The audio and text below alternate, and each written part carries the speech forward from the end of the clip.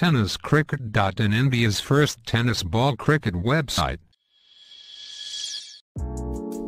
ऐसे ही और भी वीडियोस के लिए चैनल को सब्सक्राइब करो और बेल आइकन को दबाना बिल्कुल मत भूलना।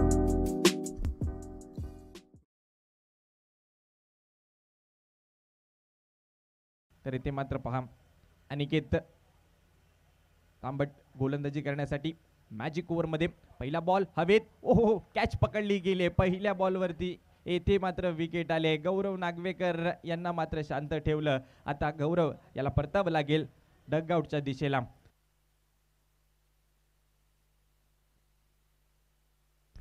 खूप चांगला झेल लॉंग ऑफच्या क्षेत्रामध्ये अगदी झेप घेतली चेंडूवरती आणि त्यानंतर ते दोन्ही टीमचे कॅप्टन वळूया मॅचच्या दिशेने। यावेळेचा फटका तर फसलाय आणि येथे देखील चुकीची फेकी आणि येथे रनआउटच्या स्वरूपामध्ये काय घडतंय, पंचांनी येथे इशारा केलाय थर्ड अंपायर कडे की हा चेक करायचा आहे रनआउट आहे की नाही।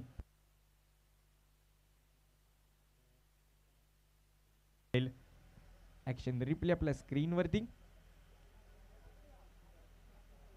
रनआउटचा चान्स आणि येथे डिसिजन येईल आमच्या थर्ड अंपायर कडून। Yes it is out.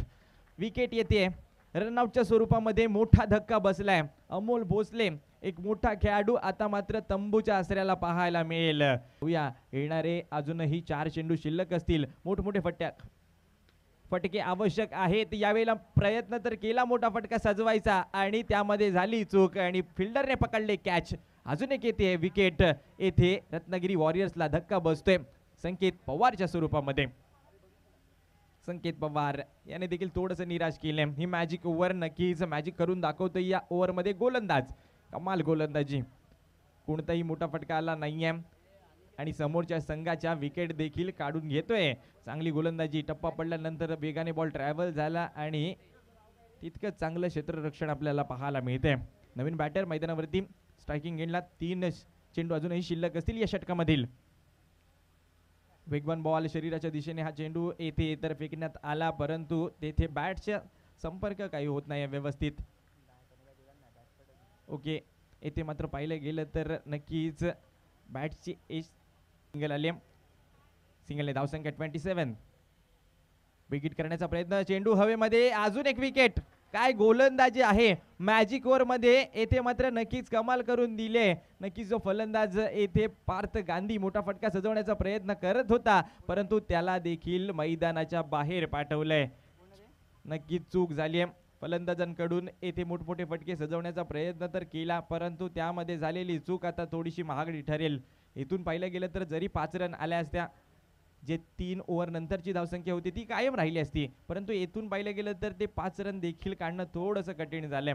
अजून एक विकेट गमावली आणि येथे मात्र पाहिलं गेलं तर दबावाखाली असेल आता रत्नागिरी वॉरियर। यावेळेला मात्र बॉलला तर उडवलंय, चेंडू हवेमध्ये, फिल्डर 3 चेंडू मागे पळतायत आणि हो पकडले कॅच।